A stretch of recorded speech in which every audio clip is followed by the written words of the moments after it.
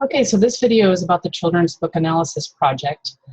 At the end of the project, so the final submission, you'll have all 10 books that you're going to submit. But this time you have 5 out of the 10 books that you will be submitting online.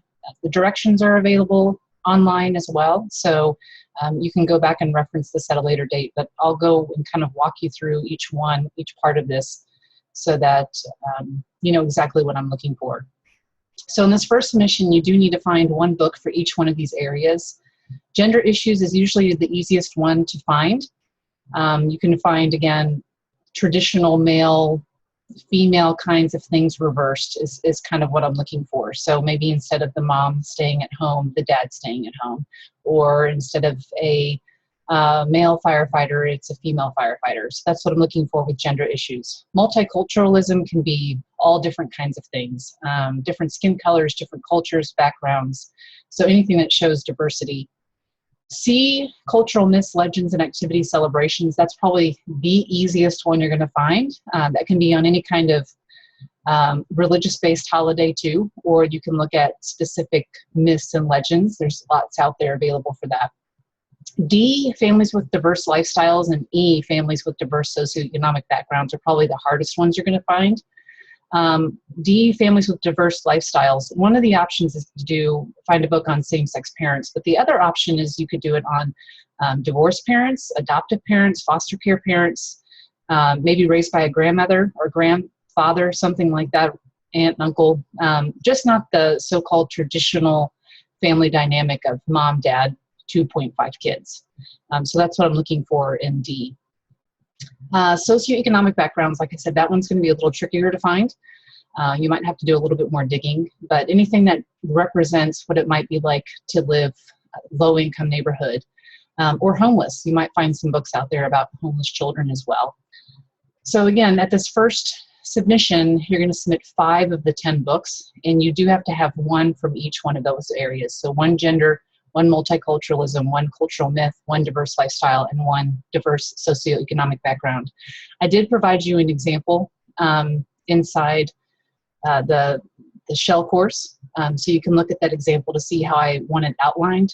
So for example, when you submit all 10, you're going to have both gender issues together, both multiculturalisms together, and so forth and so on. So with the analysis, it's about a half page. Probably a little bit more than a half page if you're doing everything to actually explain each part of this. So a synopsis of the book, don't make that most of your paragraph. Give me enough information where I kind of know what the book is about. But too many students use that to do the majority of their analysis, and that's not really an analysis. The summary is there just so I can kind of understand what it's about, get a sense of that, to be able to see if it relates back to the topic or not. The opinion of the book, that's really just talking about one positive, one negative observation. So that could be anything. I mean, storyline, illustrations, moral of the story, anything like that. The message of the book and why you would want to have it in your classroom are the 2 that I want you to pay particular focus on, because those are the things that matter. So spend a little bit more time talking about your understanding of the message, and spend some time talking about if you would include it in your classroom library, not just a yes or no, but why, and then to go a step further, how does that relate back to the area? So why is that book a good representation of gender issues if you're going to include it? Or if you're not going to include it, why is it not a good representation of that particular category? And then the final 2 are your opinion of the illustrations of the book. This one becomes a little bit more challenging if you're working with upper elementary, middle school, or high school. So in that particular case, you could talk about the cover of the book, and that would suffice for that particular area. And then one way you would either change or add to the book.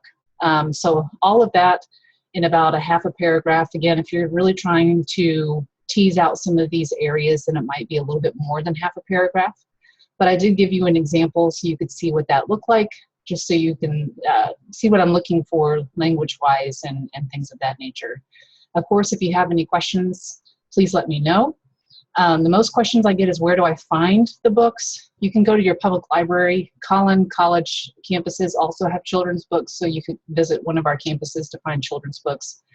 But your public library is going to be your best bet, or you can go on Amazon or other types of search engines and There's lots and lots and lots of resources out there to try to help find books that meet these areas.